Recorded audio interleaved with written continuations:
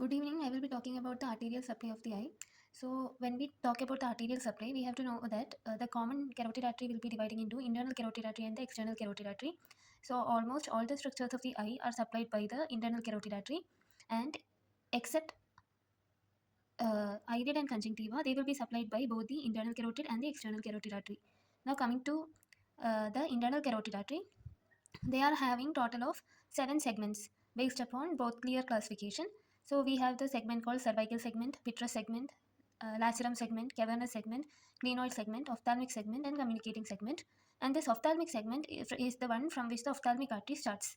Now coming to ophthalmic artery proper, this ophthalmic artery will divide into posterior ciliary artery, retinal artery, and the muscular artery. It also has many other branches like anterior ethmoidal, posterior ethmoidal, supratrochlear, dorsal nasal, lacrimal. So first branch is nothing but central retinal artery, and the other branches which I talked about was muscular, posterior ethmoidal, anterior ethmoidal, then dorsal nasal. All these are going to come on the medial side of the eye, and on the lateral side of the eye we have the lacrimal gland. So it will be supplying the, or it will be supplied by the lacrimal artery. So it is on the lateral part. Okay, so this division of the ophthalmic artery is on the lateral part. The other divisions, mostly anterior, posterior ethmoidal, then supratrochlear, dorsal nerve, all these will be on the medial side. Now coming to main divisions, like whichever we need in ophthalmology, that is posterior ciliary artery, retinal artery, and the muscular artery. So coming to posterior ciliary artery, this posterior ciliary artery, it will be supplying the anterior part of optic nerve and the choroid. And after supplying this, they will also move forward and it will supply the iris and the ciliary body. And the same way, the muscular artery, it will be supplying all the extraocular muscles. And it also has one division which is known as anterior ciliary artery. So this is the one mostly supplying all the extraocular muscle. So they are 7 in number. 7 out of that 2 branches each will be supplying the medial rectus, superior rectus, and the inferior rectus, and only one branch will supply the lateral rectus. Now this posterior ciliary artery and a muscular artery branch, that is anterior ciliary artery, they will join and form major arterial circle of iris and minor arterial circle of iris. So major arterial circle of iris will be seen in the ciliary stroma, whereas minor arterial circle will be seen towards the collateral of collarect of iris, that is nothing but towards the pupillary area. Now coming to central retinal artery proper. This central retinal artery, they are the first branch of ophthalmic artery. Okay, and this is also one of the end artery, and it can divide into superior inferior division, which later can divide into nasal and temporal division, and this run along the optic nerve.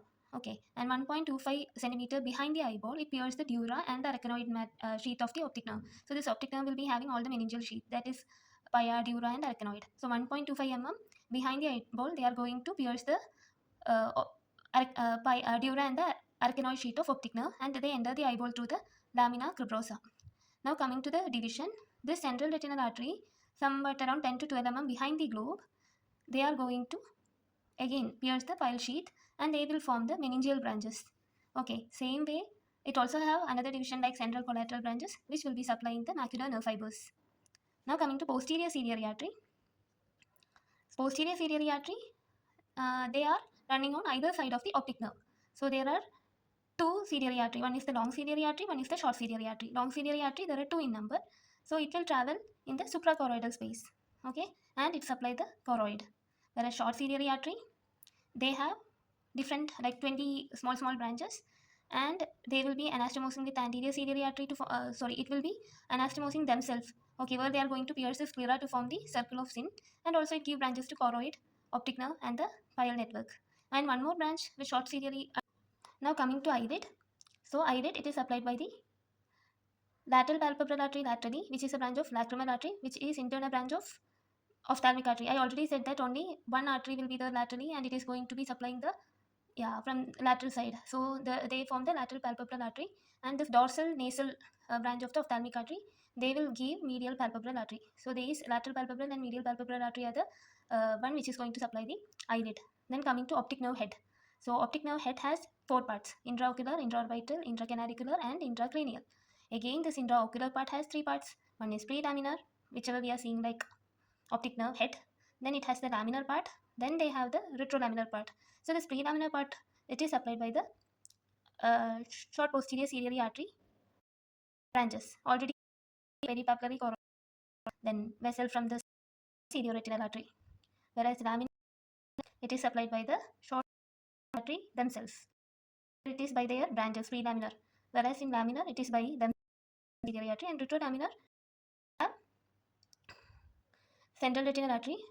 Just think it as optic nerve, and behind the optic nerve whatever is there. So behind the optic nerve we already know central retinal artery is the first ophthalmic artery. So retrolaminar part it will be retinal artery and the plial plexus.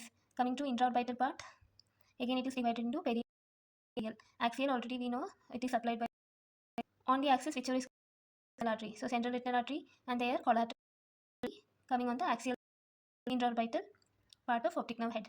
Whereas periaxial part, that you can remember as whatever branches of the internal carotid artery are there, all those you can write. So you can write in periaxial part like internal carotid artery, ophthalmic artery, then long posterior ciliary, short posterior ciliary artery, lacrimal artery, and central retinal artery.